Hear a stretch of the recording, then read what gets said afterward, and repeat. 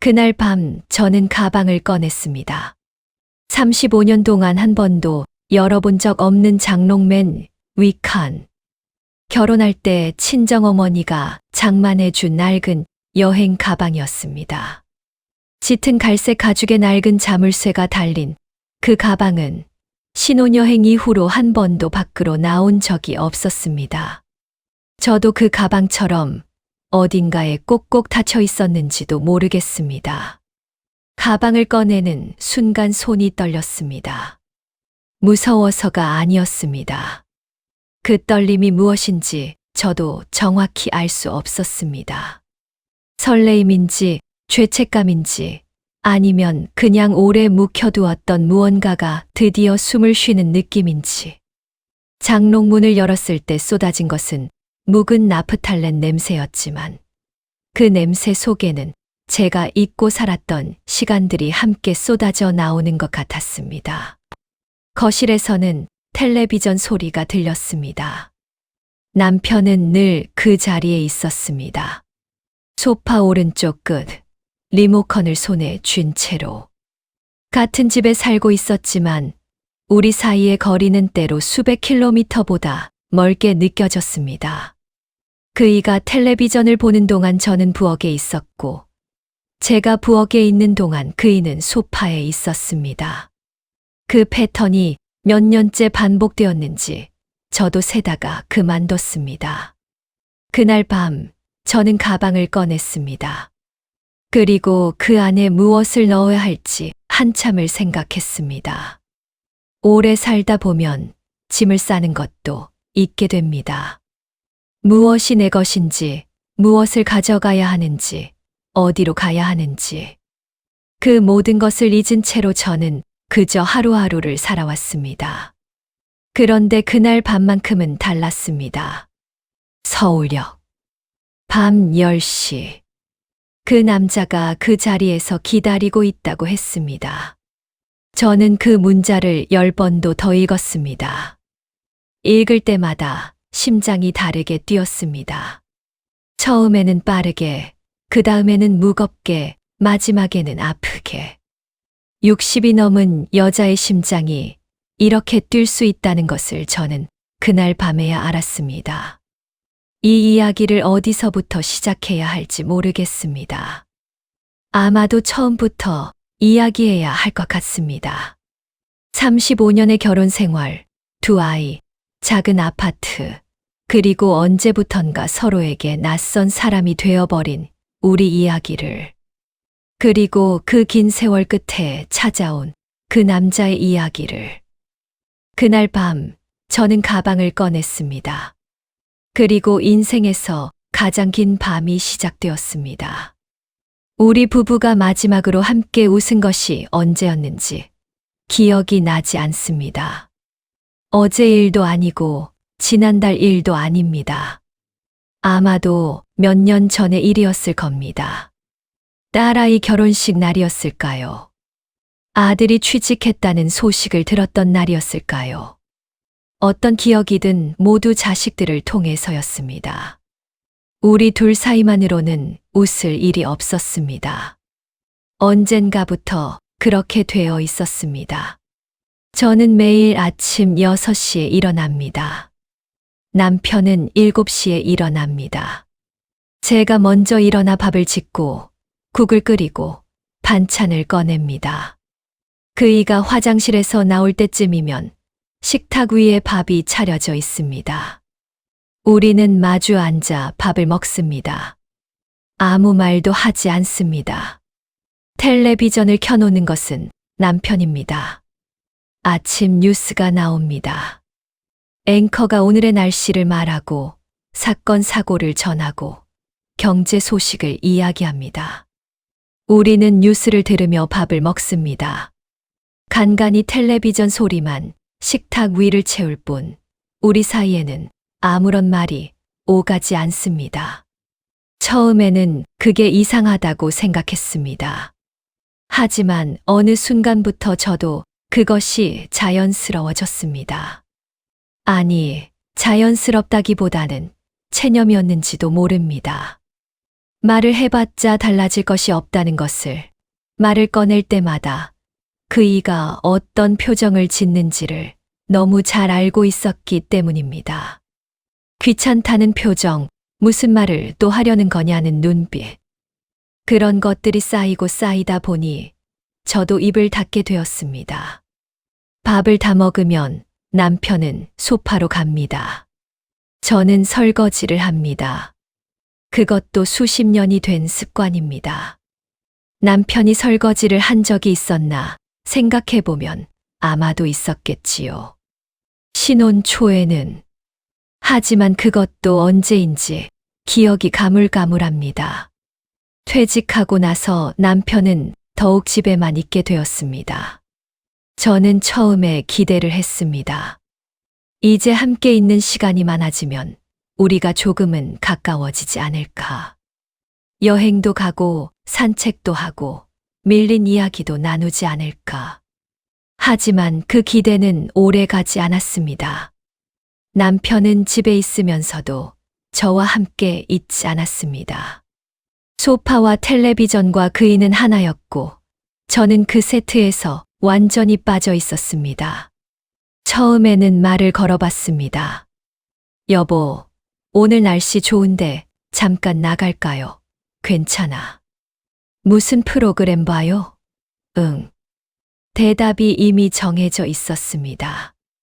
그이의 눈은 텔레비전을 향해 있었고 제 말은 그 빛의 반사 속에 묻혀버렸습니다. 몇 번을 그런 식으로 지내다 보니 저도 더 이상 말을 걸지 않게 되었습니다. 밤이 되면 우리는 각자의 방으로 갑니다. 언제부터 각 방을 쓰게 되었는지는 정확히 기억나지 않습니다. 처음에는 남편이 코를 곤다는 이유였습니다. 그이가 작은 방으로 나갔습니다. 그게 한 15해쯤 된 것 같습니다. 처음에는 이상했습니다. 잠을 잘 못 잤습니다. 옆에 아무도 없다는 것이 어색했습니다. 하지만 그것도 시간이 지나면 익숙해집니다. 지금은 오히려 그것이 더 편합니다. 그이가 옆에 있으면 오히려 더 외로울 테니까. 외로움이라는 것이 참 묘합니다. 혼자 있을 때 느끼는 외로움이 있고 함께 있을 때 느끼는 외로움이 있습니다. 혼자 있을 때의 외로움은 그래도 견딜만 합니다. 그것은 당연한 것이니까요. 하지만 같은 집에서, 같은 식탁에서, 같은 지붕 아래에서 느끼는 외로움은 다릅니다. 그것은 가슴 한가운데를 텅 비게 만드는 종류의 것입니다. 아무것도 없는데 아프고 아무 이유도 없는데 눈물이 나는 그런 외로움입니다. 저는 오랫동안 그 외로움을 남편 탓으로 생각했습니다. 하지만 어느 날 문득 그것이 남편 탓만은 아닐지도 모른다는 생각이 들었습니다. 저도 언젠가부터 포기를 했던 것 같습니다.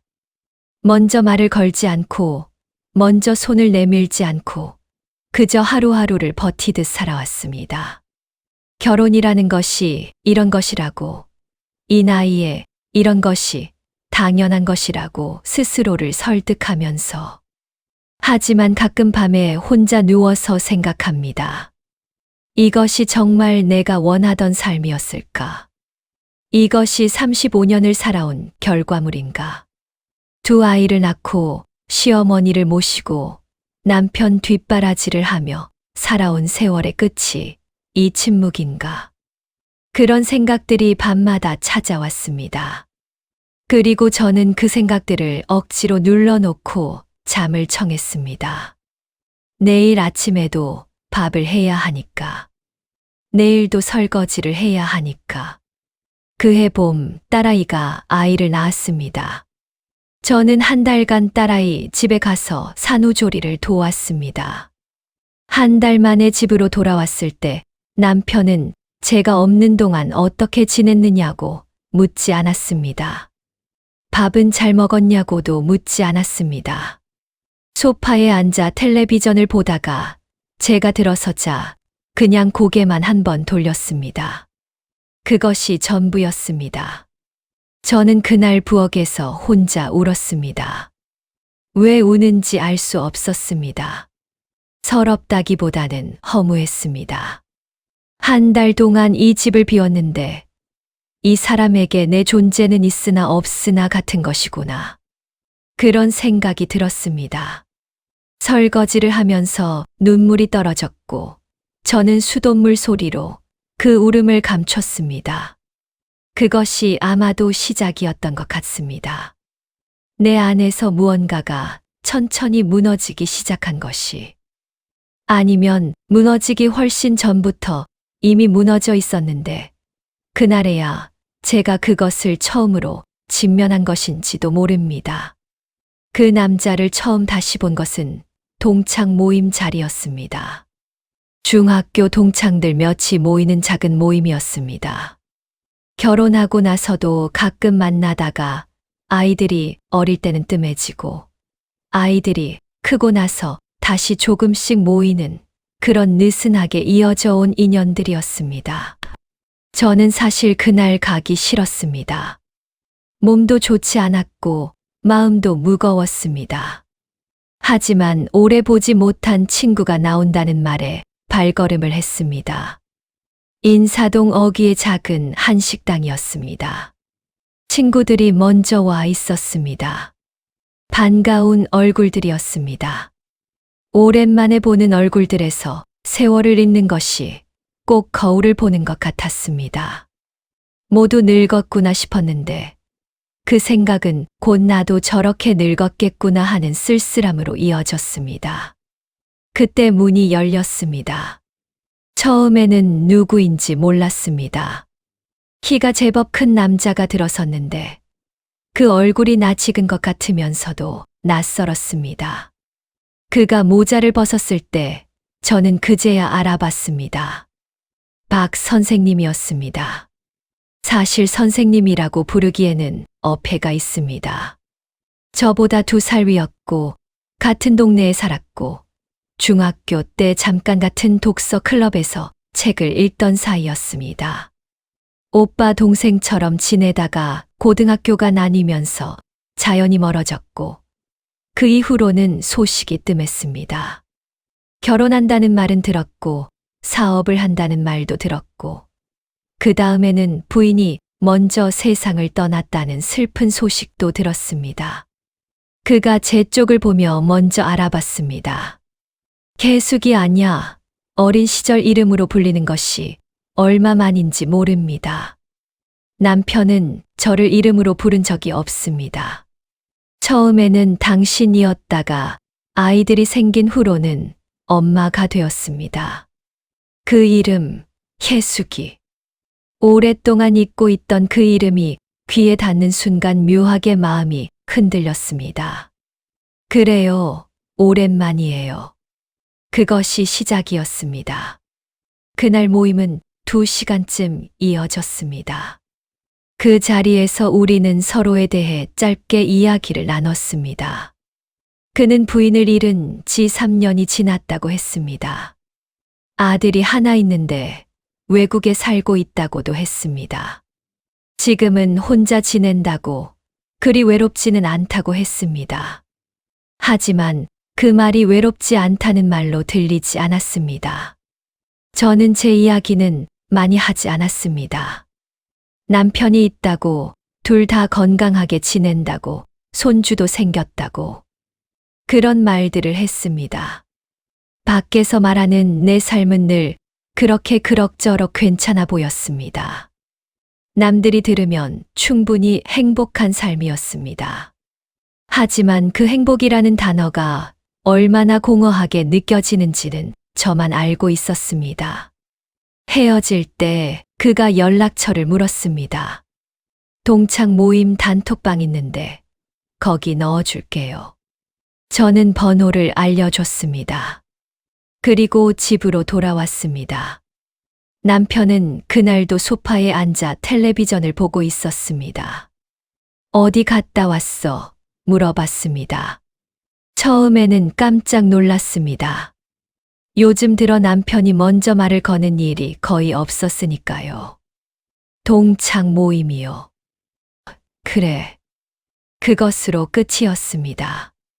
더 이상의 질문은 없었습니다. 그이는 다시 텔레비전으로 시선을 돌렸고 저는 부엌으로 갔습니다. 그날 밤 잠이 잘 오지 않았습니다. 그 이유가 그 남자 때문인지 단순히 저녁을 늦게 먹어서인지 알 수 없었습니다. 잠자리에 누워서 오랫동안 천장을 바라봤습니다. 그 남자의 목소리가 자꾸 귀에 맴돌았습니다. 개숙이 아냐? 그 말이, 그 부름이 오랫동안 잊고 있던 무언가를 건드렸습니다. 나는 혜숙이었습니다. 누군가의 아내가 되기 전에, 누군가의 엄마가 되기 전에 저는 김혜숙이었습니다. 꿈도 있었고, 바라는 것도 있었고, 웃음도 있었습니다. 그 혜숙이가 언제 사라졌는지 저는 알지 못했습니다. 어느 날 문득 뒤돌아보니 그 아이는 없었고, 저는 그저 이 집의 아내이고 엄마이고 며느리였습니다. 그 생각을 하다가 저는 잠이 들었습니다. 처음 문자가 온 것은 모임 후 사흘이 지나서였습니다. 단톡방을 통한 것이 아니었습니다. 개인 번호로 왔습니다. 잘 지내시죠? 그날 반가웠어요. 혹시 시간 되면 커피 한 잔 어때요? 저는 그 문자를 한동안 바라봤습니다. 별 의미 없는 안부 문자였을 겁니다. 오래 알고 지낸 사람이 고향 친구를 만난 반가움으로 보낸 문자. 그렇게 생각하면 간단한 것이었습니다.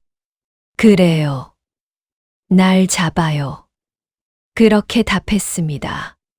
첫 번째 만남은 광화문 근처 카페였습니다. 낮 2시였고 카페는 한적했습니다. 그는 창가 자리에 앉아 있었습니다. 제가 들어서자 먼저 자리에서 일어섰습니다. 그런 배려가 오랜만이어서 저도 모르게 잠시 멈칫했습니다. 우리는 2시간을 이야기했습니다. 어릴 적 이야기, 동네 이야기, 그동안 살아온 이야기들. 그와 이야기하는 것이 어렵지 않았습니다. 오래된 기억을 함께 공유하고 있다는 것이 묘한 편안함을 주었습니다. 남편과 나누는 대화보다 훨씬 자연스러웠습니다.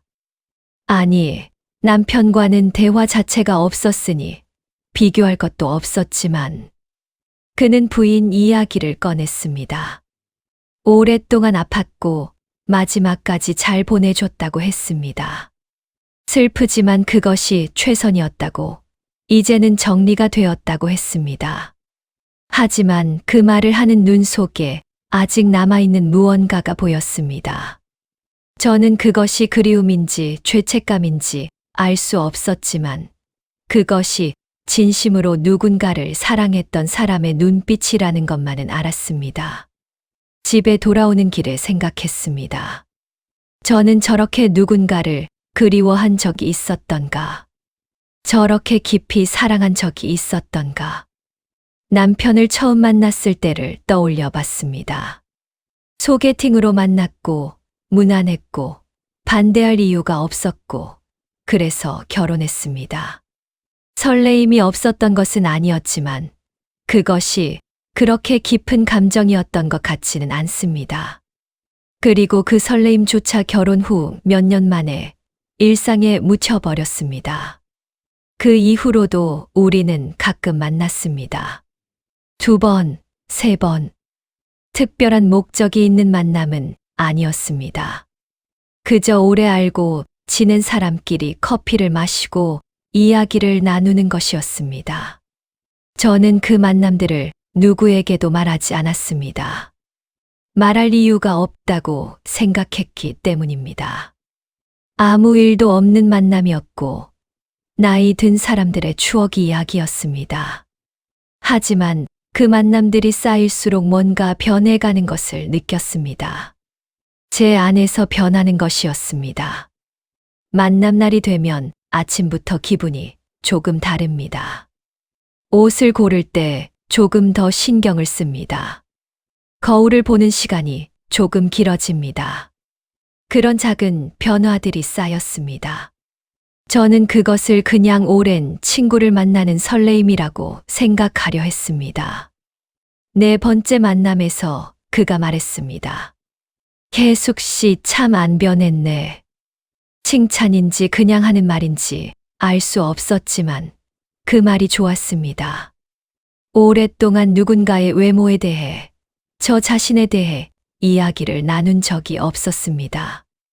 남편은 제 머리 모양이 바뀌어도, 옷이 새 것이어도 아무런 말을 하지 않는 사람이었습니다. 아마 보지 않는 것인지 관심이 없는 것인지, 어쨌든 저라는 사람 자체에 아무런 관심이 없는 것이 분명했습니다. 그런가요? 저도 많이 늙었는데. 사람이 늙는 게 아니라 익어가는 거라고 생각해요. 우스운 말이었지만 그 말이 오래 마음에 남았습니다. 익어간다. 저는 오랫동안 제가 그냥 시들어가고 있다고 생각했는데 익어간다는 표현은 달랐습니다. 같은 시간인데 어떻게 보느냐에 따라 이렇게 달리 들릴 수 있구나 싶었습니다. 그 만남 이후 집에 돌아와 남편 곁에 있는데 가슴이 답답했습니다. 뭔가가 비교가 되는 것이었습니다. 비교하면 안 된다고 생각하면서도 자꾸 비교가 되었습니다.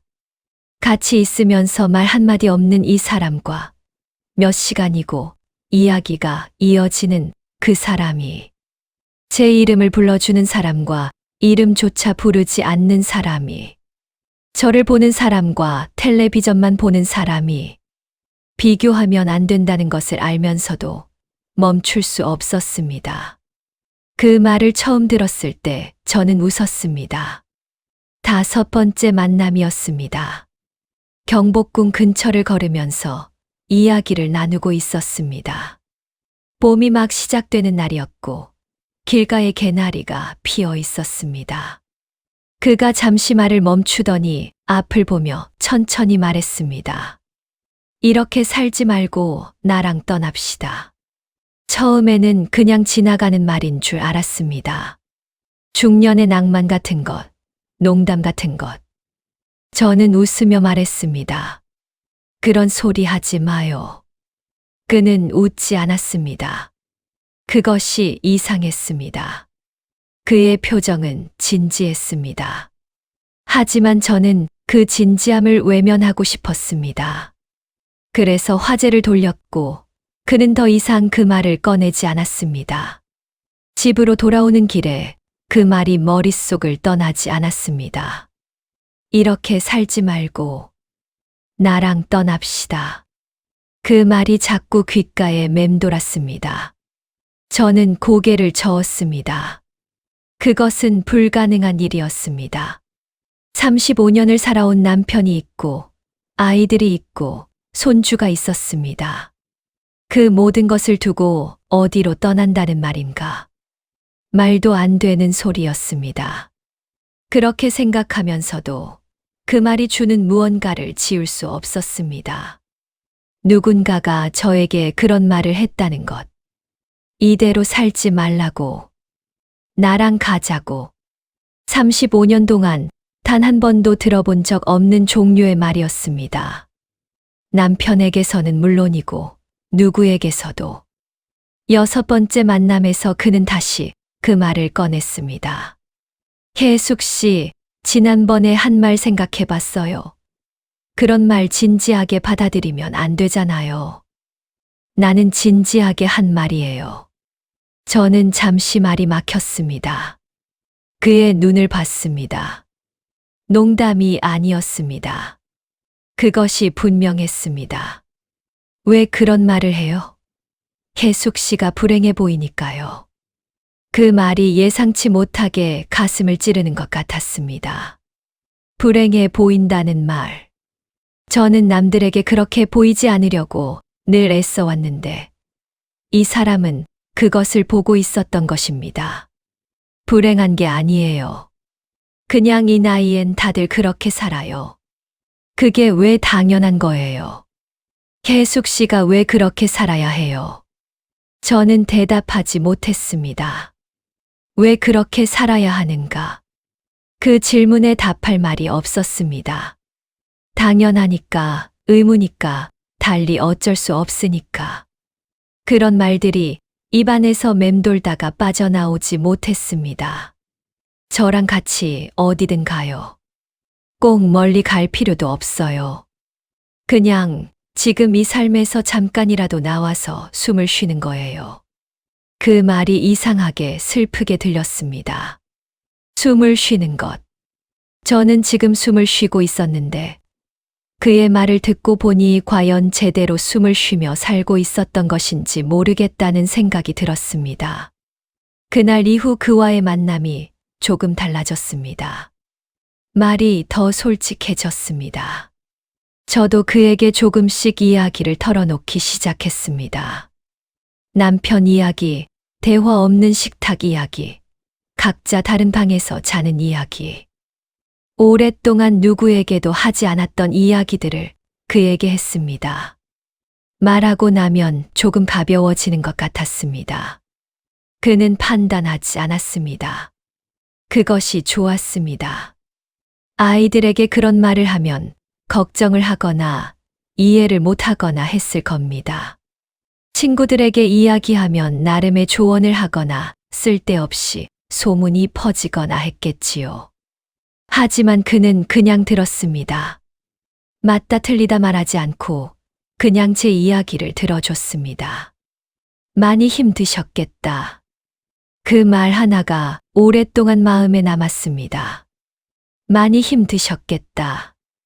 그렇게 제 감정을 인정받은 것이 얼마만인지 모릅니다. 저는 그 말을 듣고 눈물이 나올 뻔했습니다. 겨우 참았습니다. 이 나이에 남자 앞에서 우는 것이 민망하기도 했고, 제가 왜 우는지 설명하기 어렵기도 했습니다. 하지만 그날 집으로 돌아오는 지하철 안에서 눈물이 났습니다. 조용히 아무도 모르게 창문 너머 어두운 터널을 보면서 많이 힘드셨겠다. 그 말이 왜 이렇게 눈물이 나게 하는지 저는 알 것 같았습니다. 35년 동안 아무도 저에게 그런 말을 해준 적이 없었기 때문입니다. 그 문자가 온 것은 저녁 8시였습니다. 남편은 소파에 앉아 뉴스를 보고 있었고, 저는 부엌에서 설거지를 하고 있었습니다. 휴대폰이 진동했고, 저는 물기 묻은 손을 앞치마에 닦으며 문자를 확인했습니다. 내일 밤 10시. 서울역에서 기다리겠습니다. 꼭 오세요, 계숙 씨. 짧은 문자였습니다. 하지만 그 짧은 문자 안에 얼마나 많은 것이 담겨 있는지 저는 단번에 알았습니다. 손이 떨렸습니다.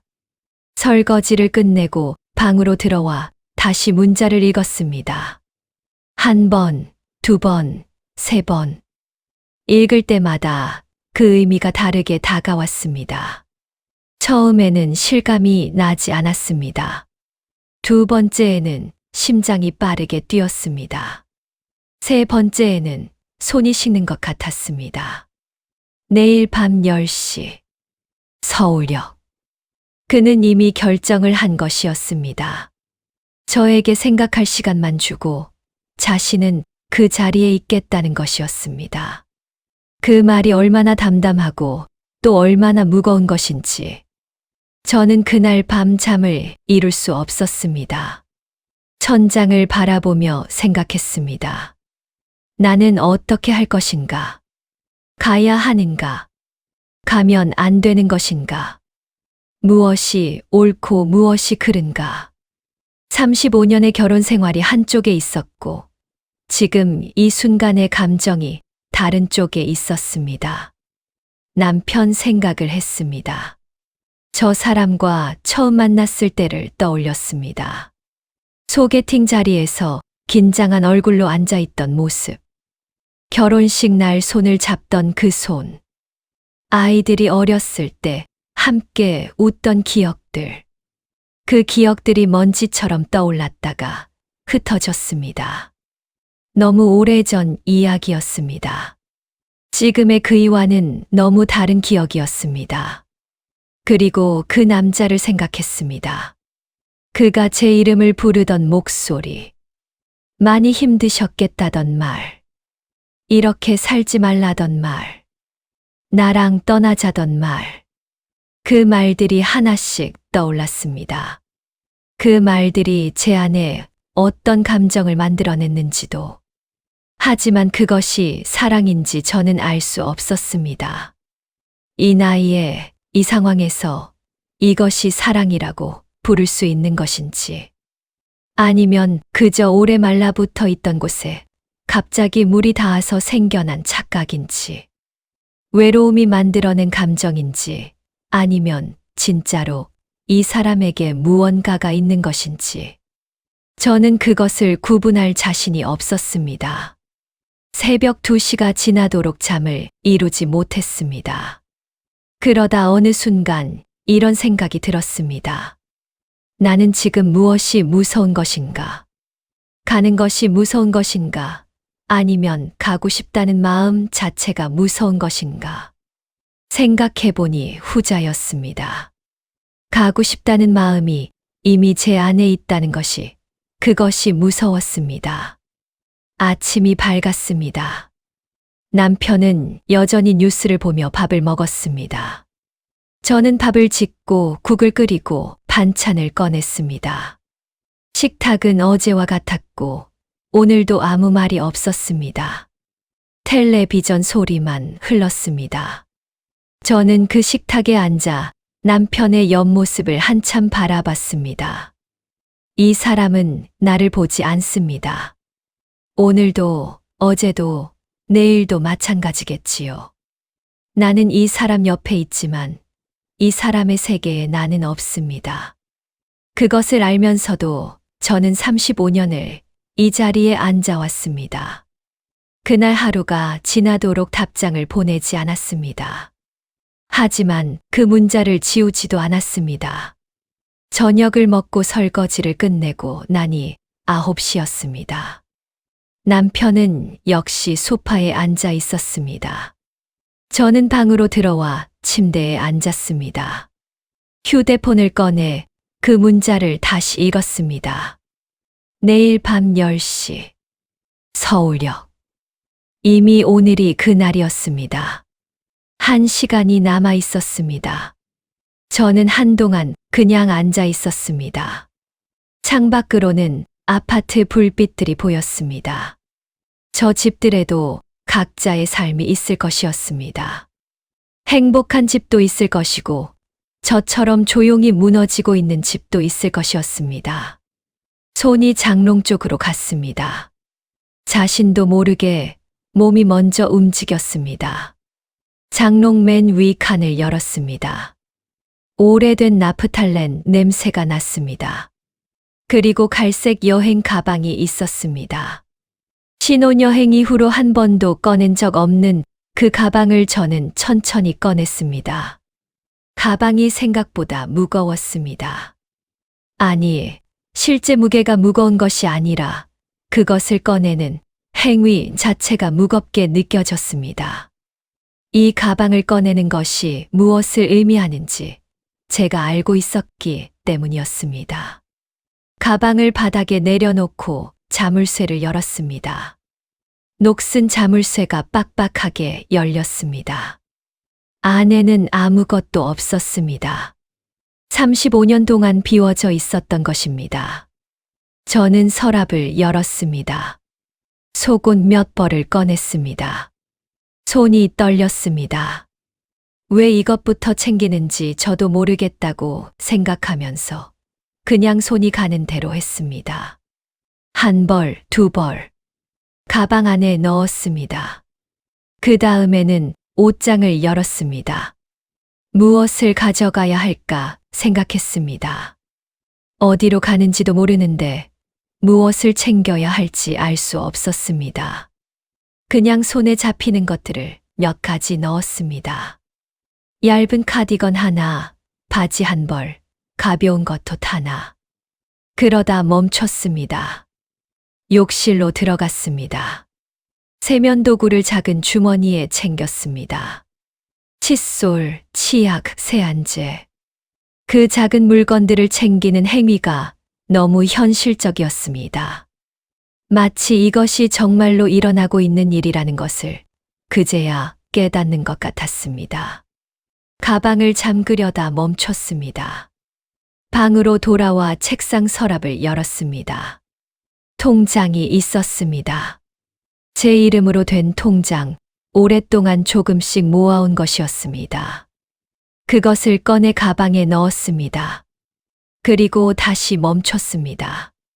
거실 쪽에서 텔레비전 소리가 들렸습니다. 남편은 아직 소파에 있을 것이었습니다. 저는 방문 가까이 가서 귀를 기울였습니다. 드라마 소리가 들렸습니다. 익숙한 소리였습니다. 오래도록 들어온 소리였습니다. 거실로 나갔습니다. 남편의 뒷모습이 보였습니다. 소파 뒤로 보이는 그 뒷모습. 흰 머리가 많아졌습니다. 언제부터인지 알 수 없을 만큼 오래전부터 그 머리가 새어갔습니다. 저도 모르게 그 모습을 한참 바라봤습니다. 이 사람이 나쁜 사람은 아닙니다. 그것을 압니다. 저에게 나쁘게 대한 적도 없습니다. 폭력도 없었고, 바람도 없었고, 큰 잘못도 없었습니다. 그냥 무관심했고, 무감각했고, 저를 보지 않았을 뿐입니다.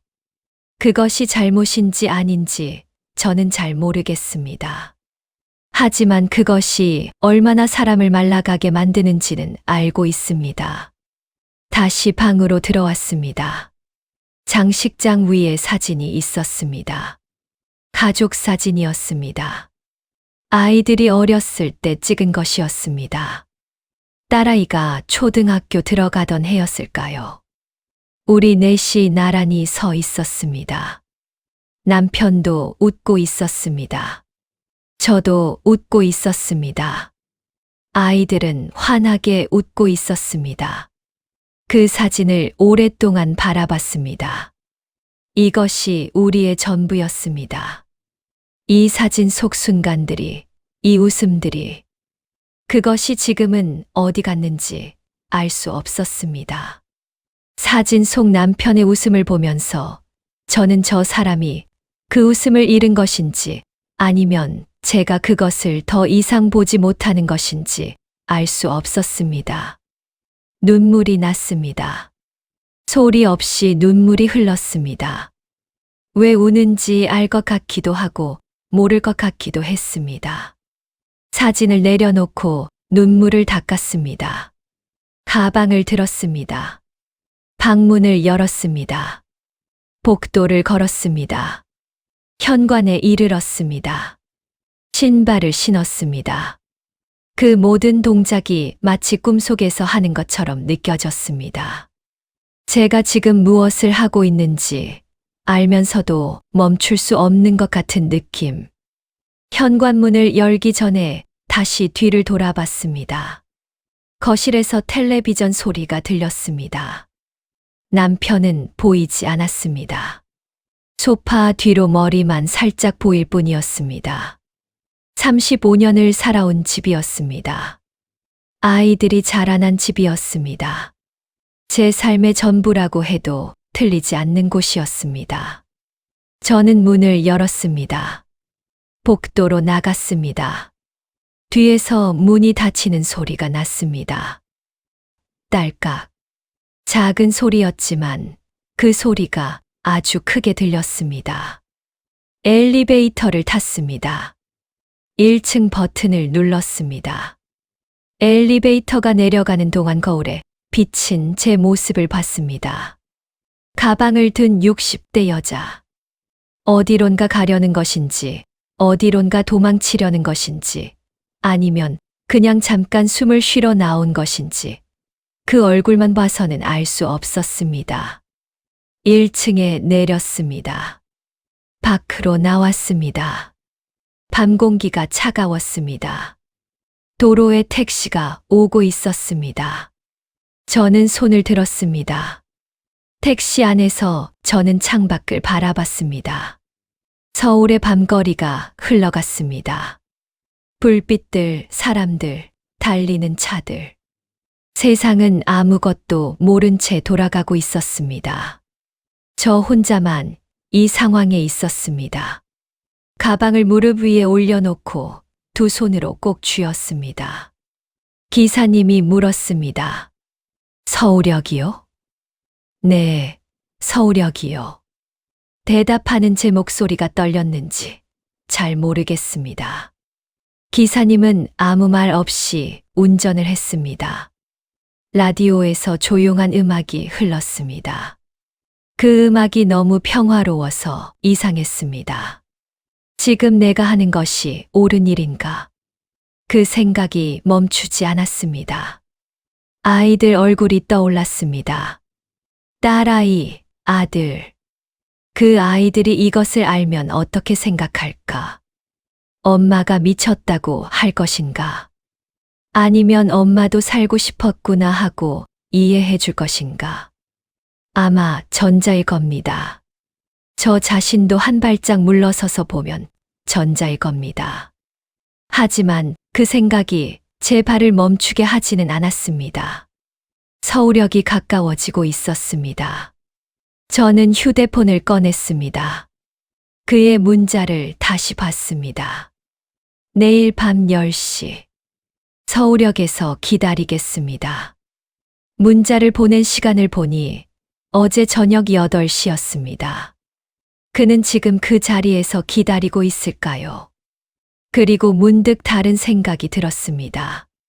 그가 기다리고 있다면 나는 그에게 무엇이 되는 것인가?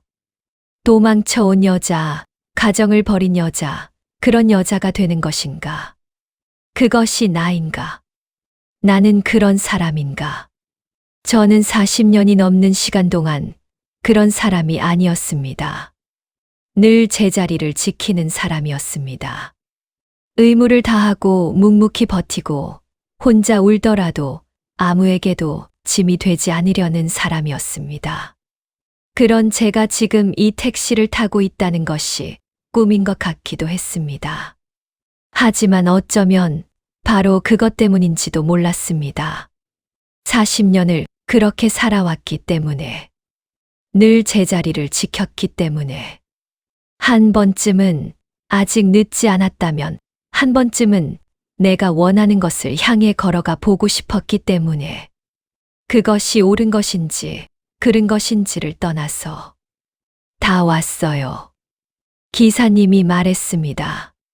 서울역이었습니다. 밤이었지만 서울역은 밝았습니다. 사람들이 많았습니다. 어디론가 떠나는 사람들, 어디선가 도착한 사람들. 그 수많은 움직임 속에서 저는 택시에서 내렸습니다. 바람이 불었습니다. 가방을 꼭 쥐고 광장을 바라봤습니다. 그가 어디 있는지 처음에는 보이지 않았습니다. 사람이 너무 많았습니다. 저는 천천히 안으로 걸어 들어갔습니다. 발걸음이 무거웠습니다. 심장이 귀에서 뛰는 것 같았습니다. 그리고 그를 발견했습니다. 약속한 자리였습니다. 입구에서 왼쪽으로 돌면 나오는 작은 기둥 옆. 그는 그 자리에 있었습니다.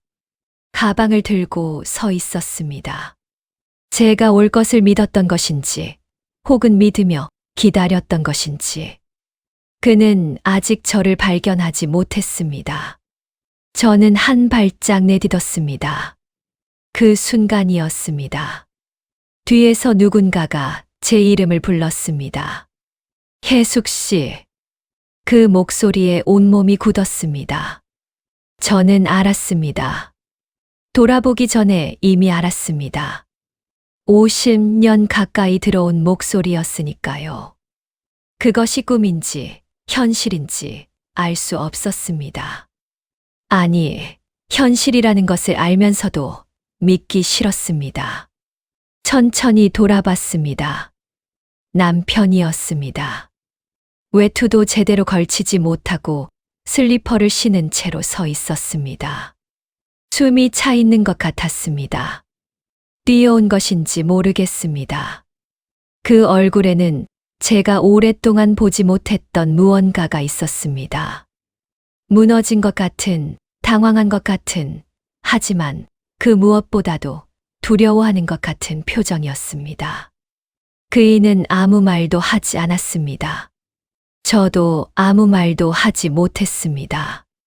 그리고 앞쪽에서는 그 남자가 저를 발견했습니다.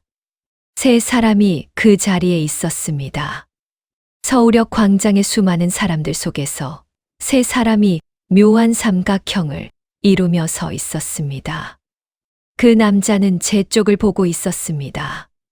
남편은 제 뒤에 서 있었습니다. 저는 그 사이에 있었습니다. 시계가 밤 10시를 가리키고 있었습니다. 저는 그 자리에서 한 발짝도 움직일 수 없었습니다. 그 순간이 얼마나 길었는지 모릅니다. 어쩌면 몇 초였을지도 모릅니다. 하지만 제 안에서는 수십 년이 스쳐 지나가는 것 같았습니다. 두 아이를 낳던 날, 시어머니 손을 잡아들이던 밤, 남편 손을 처음 잡던 소개팅 날, 그리고 그 남자가 처음 내 이름을 불러주던 그 카페의 오후. 모든 것이 한꺼번에 떠올랐다가 흩어졌습니다. 저는 가방을 손에 쥔 채 서 있었습니다. 앞으로 가야 할지, 뒤로 돌아야 할지, 아니면 그냥 그 자리에 주저앉아야 할지. 어느 것도 할 수 없었습니다. 몸이 움직이지 않았습니다. 남편이 작게 말했습니다. 혜숙 씨. 그것뿐이었습니다. 그 이름, 그 두 글자. 50년 가까이 들어온 목소리로 그이가 처음으로 제 이름을 불렀습니다. 아내가 아니라, 엄마가 아니라, 김매숙이라는 그 이름을. 저는 그 말에서 무엇을 들었는지 모릅니다. 미안하다는 것인지, 가지 말라는 것인지, 아니면 그저 지금 자신이 할 수 있는 말이 그것뿐이었는지. 그이의 눈이 흔들리고 있었습니다. 저는 오랫동안 그 눈을 본 적이 없었습니다. 그 눈 속에 감정이 있다는 것을, 아직 무언가가 있다는 것을. 서울역 시계가 밤 10시를 가리키고 있었습니다. 제 앞에는 그 남자가 서 있었고, 제 뒤에는 남편이 서 있었습니다. 저는 가방을 쥔 손에 힘을 주었습니다. 그리고 저는 그 자리에서 한 발짝도 움직일 수 없었습니다. 이 이야기는 끝나지 않습니다. 어쩌면 이런 이야기는 언제나 끝나지 않는 것인지도 모릅니다. 한 발짝을 내디딜 것인지, 아니면 돌아설 것인지. 그것은 오직 그 자리에 선 사람만이 알 수 있는 것이었습니다. 그리고 저는 그날 밤 서울역에서 제 인생에서 가장 긴 침묵 속에 서 있었습니다.